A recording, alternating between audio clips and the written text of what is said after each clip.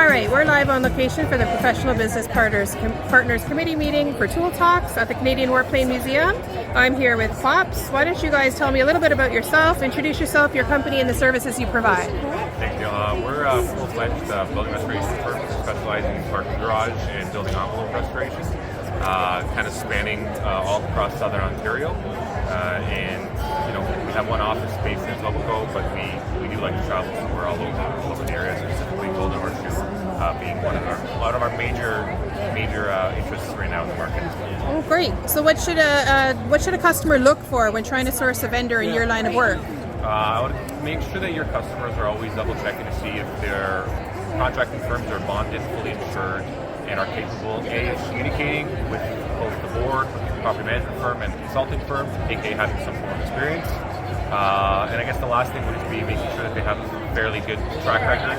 I know there's a lot of newer companies out there, but again, there should be some form of underwriting, if you will, making sure that you're using the right person when you go to tender. Okay, and what tips would you give your clients throughout the 4 different seasons? Tips I would give my clients over the 4 different seasons.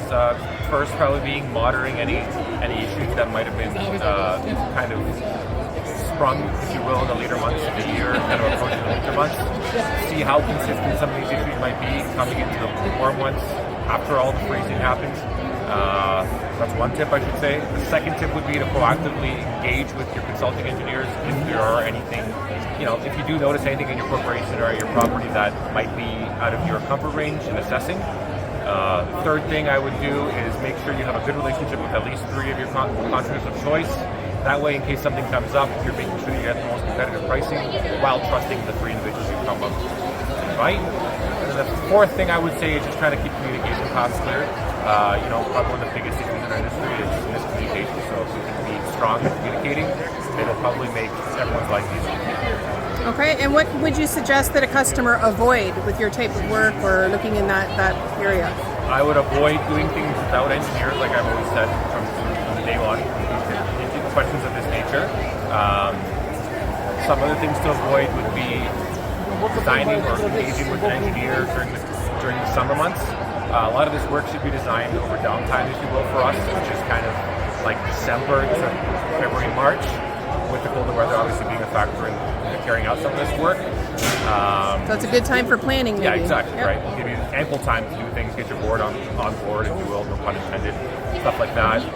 You said 3 things or 4 things, sorry? Just in general, what would you suggest? And then I can give the third kind of to wrap it up would be to make sure that when you do end up actually designing these projects, you're giving the board enough time to ask questions. A lot of the times I've noticed things go to tender, the boards might not be 100% informed on what the project entails. Things like noise, relocating parking are always things that kind of come to surprise the board when the project starts, and then they're kind of raising eyebrows and concerns about it. So if you could, the more they know in advance, the better things are for the contractor, the management firm, and the consulting firm. Okay, and what's something that a customer might not necessarily think of in restoration or in general? The common thing that I've noticed is when there's nothing really going on site, they assume that no one's doing anything and they're not fulfilling obligations. They're not fulfilling obligations to kind of carry out the work that they might have been awarded. However, typically what I would say is always mention the fact that there is a third party, there is a project management firm, consulting firm involved. Sometimes when there is downtime, it's a good thing.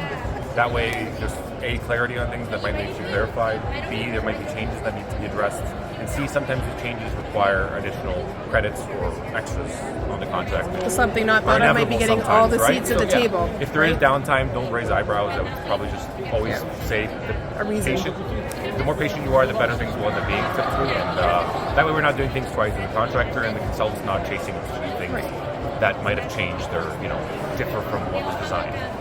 All right, and is there common mistakes that you see customers or anybody else making in your industry?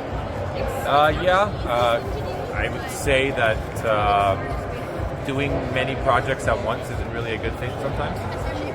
For example, doing a roof envelope, like roof itself, doing some caulking. Let's say you have swing kids in the building, you have a roofer on the building, and then you have landscapers doing some interlock work or trim work in the summer.